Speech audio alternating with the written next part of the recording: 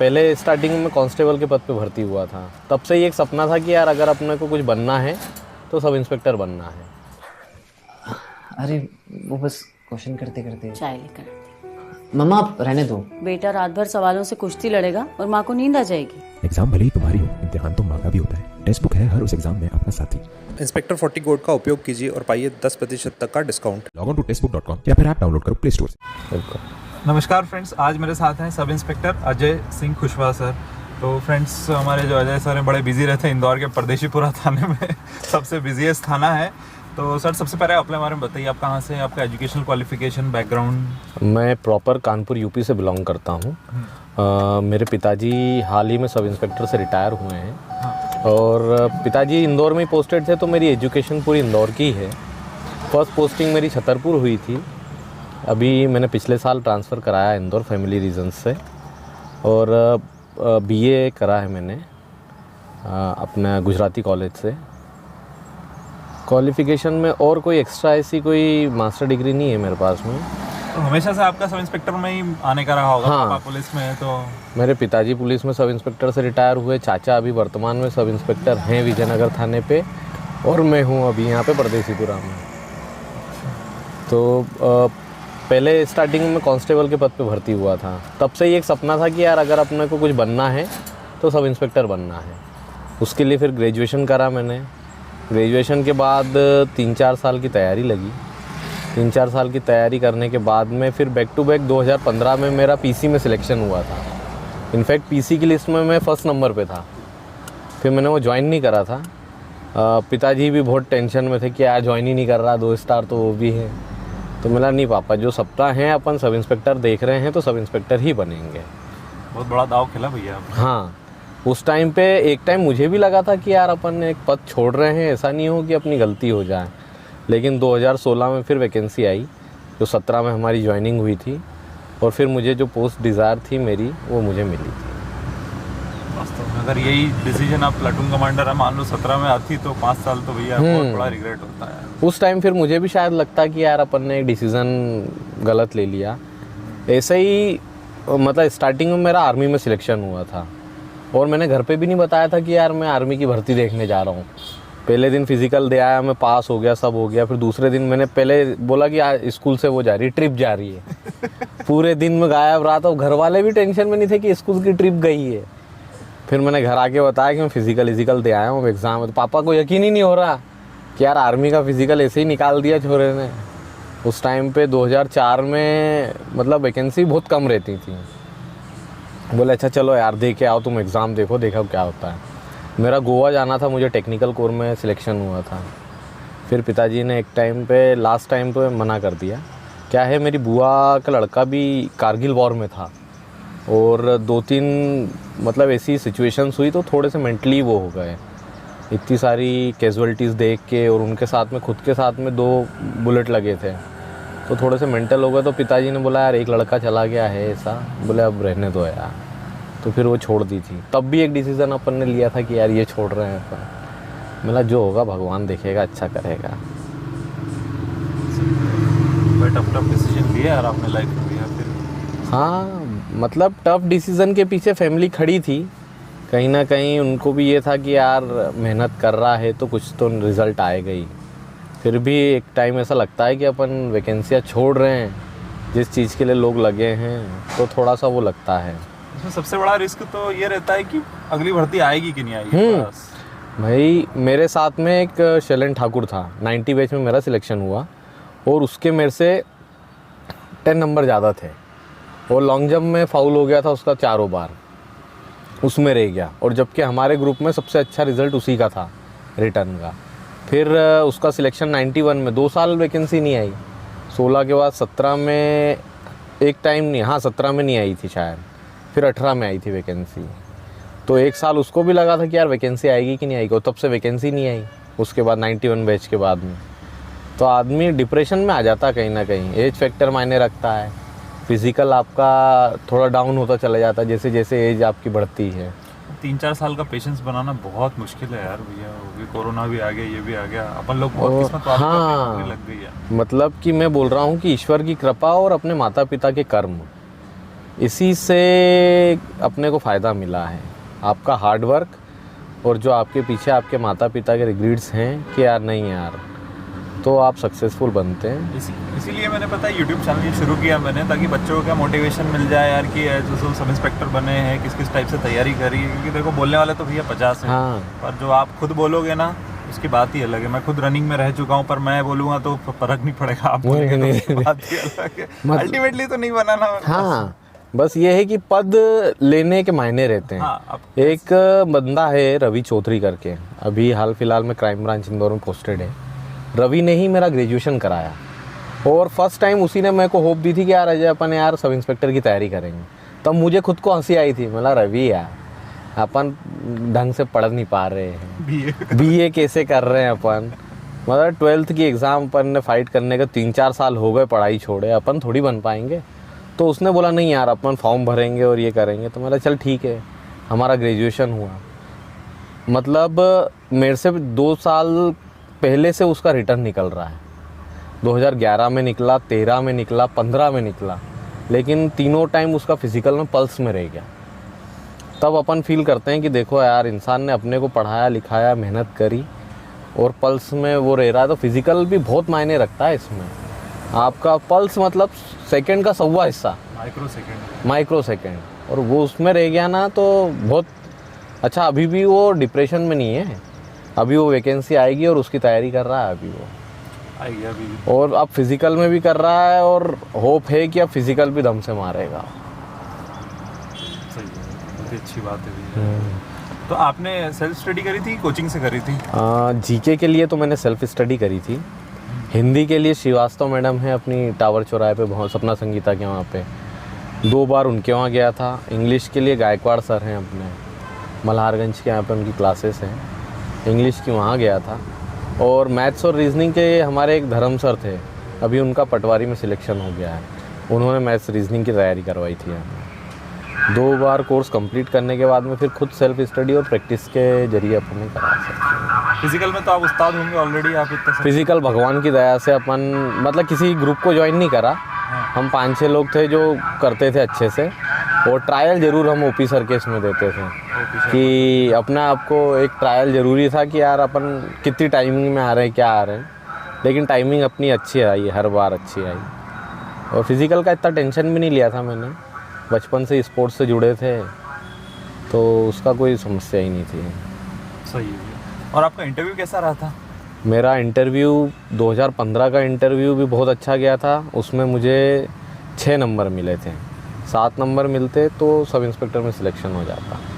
2016 वाली में मुझे 7 नंबर मिले और तब मैं सोच रहा था कि यार 8-9 मिल जाते यार लेकिन हाँ नहीं अपना वही था अच्छा, लेकिन हाँ मेरा फर्स्ट 2017 में क्या हुआ था, 16 वाली वैकेंसी में 2 लिस्ट आई थी। एक पहली वाली में आई थी जिसमें गवर्नमेंट जॉब वालों को 10% के कोटे में कुछ दिक्कत हो गई थी, तो फर्स्ट लिस्ट में ही मेरा सिलेक्शन था।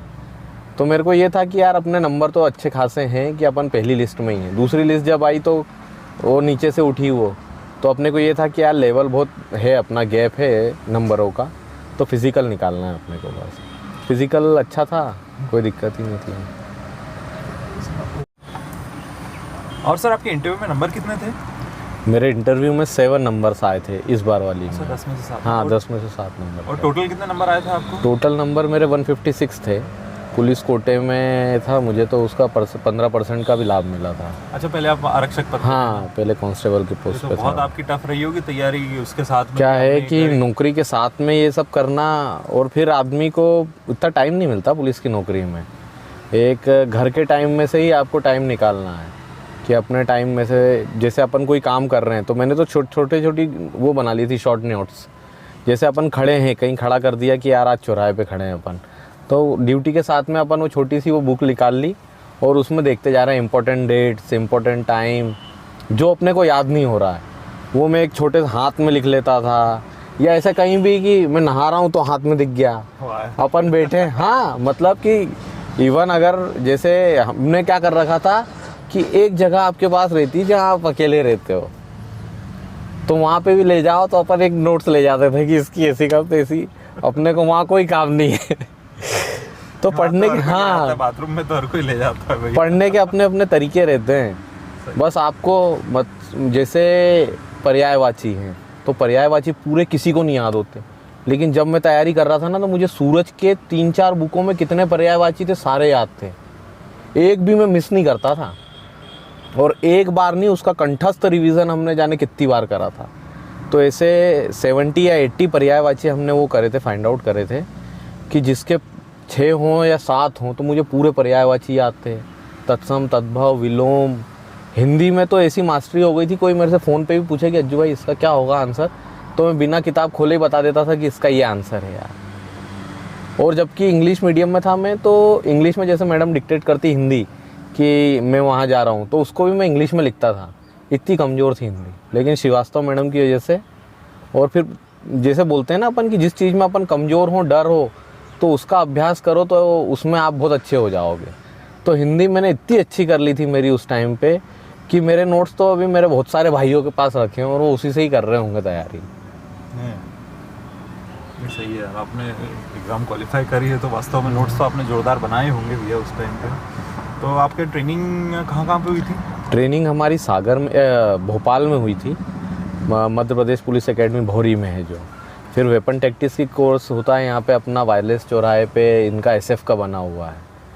2 जगह ट्रेनिंग हुई थी और छोटे छोटे कोर्सेज चलते हैं, जैसे भोपाल में भी फिर 3-4 दिन का चला था, सागर में गए थे।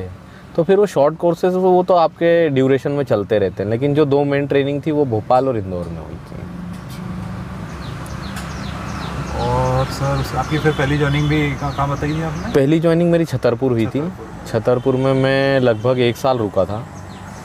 जो PSI पीरियड रहता है वो पूरा मैंने वहीं कंप्लीट करा था। उस दौरान 3 महीने में सिविल लाइन थाने पे था और 8 महीने चौकी प्रभारी था मैं, गरौली करके चौकी नौगांव थाने की, तो वहाँ पे पोस्टिंग थी मेरी।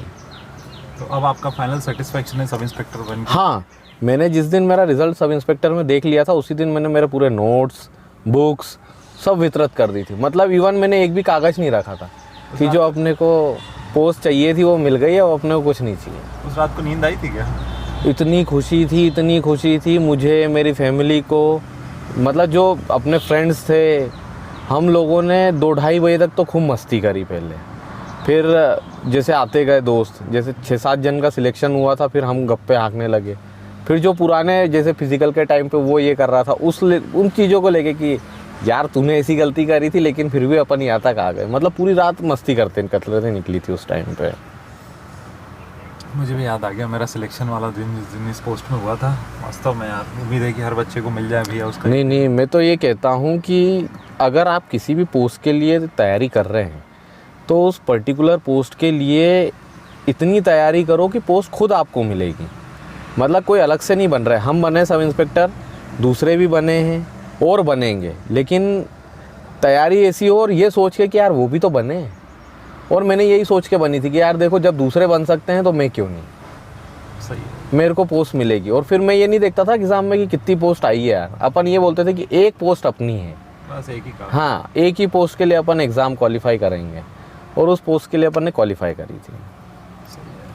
आपने, मैं फाइनल एक चीज़ पूछता हूँ, हमेशा कुछ मोटिवेशन लिया इंटरव्यू, बच्चों को टिप्स दीजिए। आपने तो ऑलरेडी इतनी सारी बातें मोटिवेशनल बताई, तो फिर भी अपनी तरफ से आप जो फ्रस्ट्रेटेड जो हमारे जो स्टूडेंट्स हैं उनके लिए क्या आप आखिरी चीज़ कहना चाहोगे? क्या है कि देखो वैकेंसी को बहुत टाइम हो गया है और ऐसे में होप खोता जा रहा है स्टूडेंट अपना, और धीरे धीरे घर वाले भी कहीं ना कहीं प्रेशर बना रहे हैं कि यार वैकेंसी आएगी कि नहीं आएगी, तुम ये तैयारी करो वो तैयारी करो।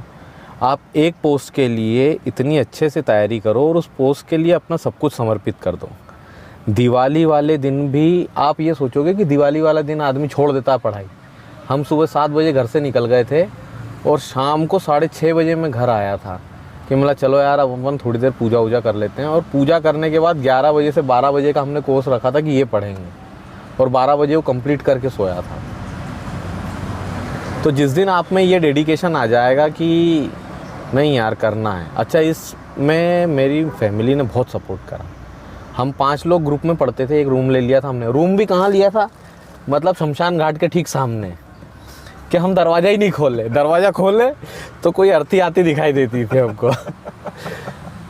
तो हम मतलब और खुद डर भी लगता था यार, ऐसी जगह ले लिया है। तो हमने रूम वही डिसाइड करा था कि गेट खोलने का काम ही ख़त्म हो जाएगा। एक बार आप सुबह 7 बजे घुस गए अंदर तो रात में ही निकलोगे आप। तो हमने रूम भी यहाँ रामबाग में लिया था किराए पे, बिल्कुल शमशान घाट के वहीं पे। और मेरी मिसेस 6-7 लोगों का खाना सुबह 7 बजे कंप्लीट करके देती थी मुझे टिफ़िन में, कि नहीं आप लोग पढ़ो और कोई दिक्कत नहीं। तो फैमिली और फ्रेंड्स और माता पिता इन सब का जब सहयोग मिल जाएगा और आपका खुद का डेडिकेशन इतना हो जाएगा तो आपको कोई सी भी पोस्ट मिलेगी जो आप फाइट कर रहे हो। बस ये है कि इंसान लगा रहे, होप नहीं छोड़े। सही बात है। तो देखा फ्रेंड्स, सर ने इतनी अच्छी जानकारी दी वास्तव में यार कि क्या बोलूँ मैं, बोलने के लिए शब्द ही नहीं बचे। बहुत अच्छे से डेडिकेशन तो दिया ही है। और उसके बाद में सबसे बड़ी चीज़ ये रहती है कि सर ने जो अपना जो चांस लिया उसके बाद में भी सर ने इस चीज़ में लगे रहे। और वास्तव में सर मैंने आपकी जो आप पहले मेरे को ऐसे मिले जिनने इतनी सारी पोस्टें छोड़ी और वास्तव में जो सोचा था वो मिल भी गई, इसके लिए भी बहुत बड़ा लक और मेहनत है। हाँ, लक आपका बहुत मायने रखता है इस चीज़ में कि यार मैं तो ये कहता हूँ कि ईश्वर पे विश्वास रखो, ईश्वर आपके साथ कभी गलत नहीं करेगा। सही है। आपको उसके कुछ डिसीज़न ऐसे लगेंगे भगवान ने मेरे साथ ऐसा क्यों कर दिया, लेकिन उसका आगे रिजल्ट क्या आएगा ये आपको नहीं पता। और 1-2 डिसीज़न ऐसे हुए भी, फिर मुझे बाद में लगा कि यार भगवान ने देखो उस टाइम अपने साथ सही किया था और मैं उन्हें कोस रहा था। तो आप ईश्वर पे कभी भी आस्था अपनी कम मत करो। मैं आज भी भगवान की पूजा करता हूँ, मंगलवार बुधवार को नित्य मंदिर जाता हूँ। मतलब अगर कुछ भी हो जाए मुझे मंदिर जाना है, चाहे किसी भी विकट परिस्थिति है। तो एक आस्था भी आप पे बहुत डिपेंड करती है उस चीज़ को। सही है। तो क्या बोलूं सर। और आप ये मोटिवेशनल चैनल चला रहे हैं जिससे अरे यार, तो सी ऑफ कर दूं मैं? हाँ तो ठीक है सर, आपका बहुत बहुत धन्यवाद, आपने इतनी अच्छा जानकारी दी मुझे। Okay sir. बिल्कुल सर, थैंक यू सर। और बेस्ट ऑफ लक आपको फ्यूचर के लिए। ऐसे ही मोटिवेशनल वीडियोस से स्टूडेंट्स मोटिवेट होते रहें। धन्यवाद आपका कि आपने मुझे इस लायक समझा कि मैं आपके चैनल में आ सकूं। अरे नहीं।